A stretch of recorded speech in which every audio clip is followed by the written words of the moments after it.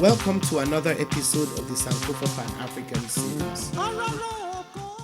You might wonder, why am I spending so much time on history? Well, a saying which has been ascribed to Marcus Garvey puts it very well for me. It says, a people without the knowledge of their past history, origin, and culture are like a tree without roots. I'll say that again. A people without the knowledge of their past history, origin, and culture are like a tree without roots. Garvey had his shortcomings, but this statement is profound. Think about it. A tree without roots is dead. If it's standing, it's simply being propped up by sand, the earth around it. It will not even take a particularly strong wind to bring it crushing down. Like I said earlier, I really love history.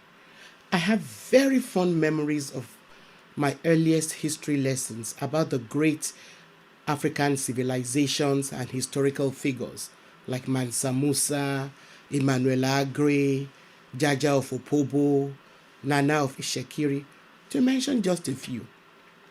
Although I must confess that because I had a grandmother who regaled me with stories about Dahomean women warriors and even about the achievements of her historical contemporaries like Sisi Charlotte Obasa and Fumilayo Ransom Kuti, I quickly figured out that the history I was being taught at school was incomplete because there were hardly any women in them.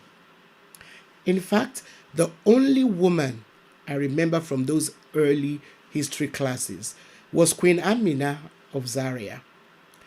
This foundation made me question even more the history that I was taught in secondary school, which, while purporting to be world history, was mostly European history.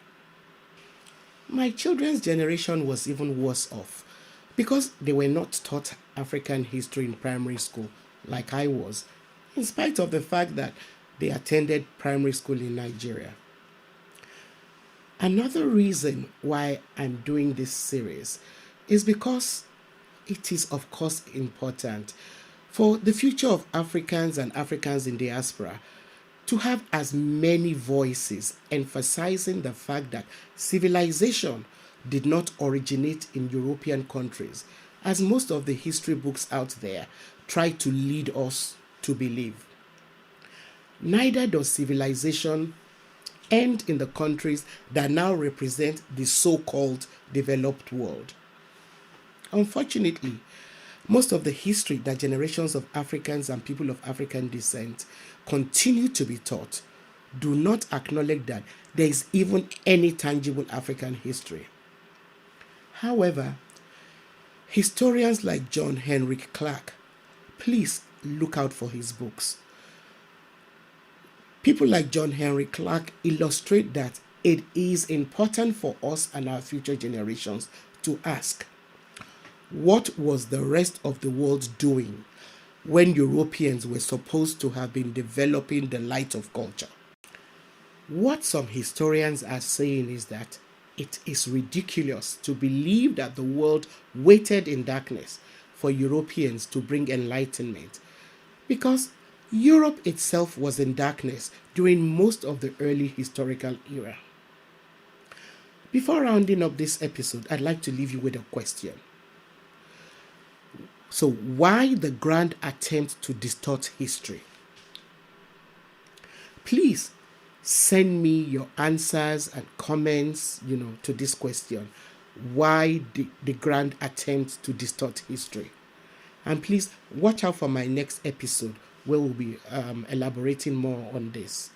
Please don't forget to subscribe to this channel, like, and share with your friends. See you next time.